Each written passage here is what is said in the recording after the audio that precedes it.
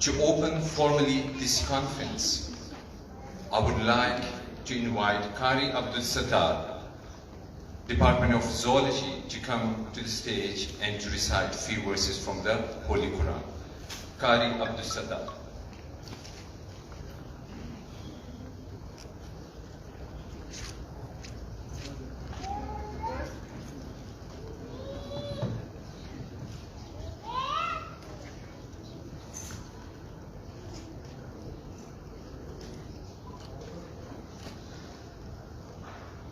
أعوذ بالله من الشيطان الرجيم.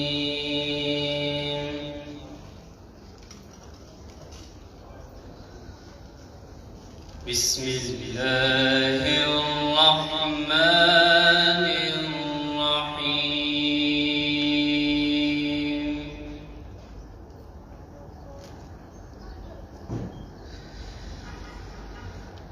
الرحمن علم القرآن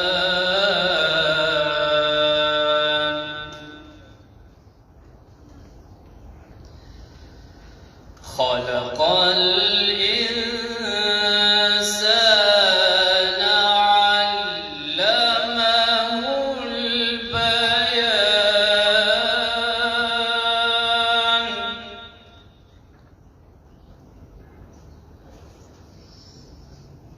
الشمس والقمر بحسبان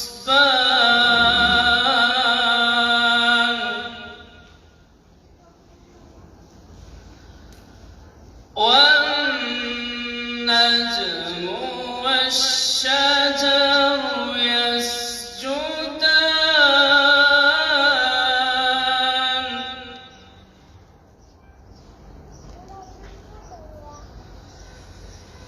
والسماء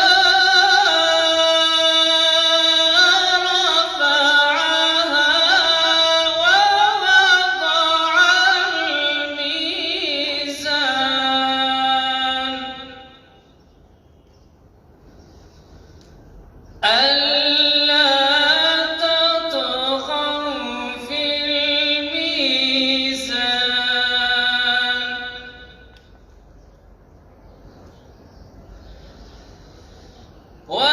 وأقيموا الوزن بالقسط ولا تخسروا الميزان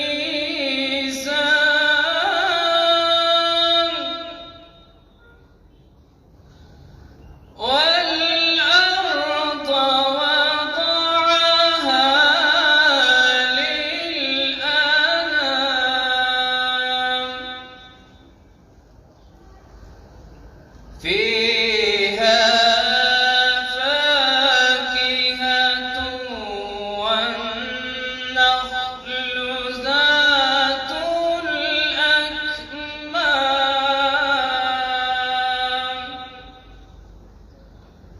والحب ذو العصف والريحان فبأي آلاء ربكما تكذبان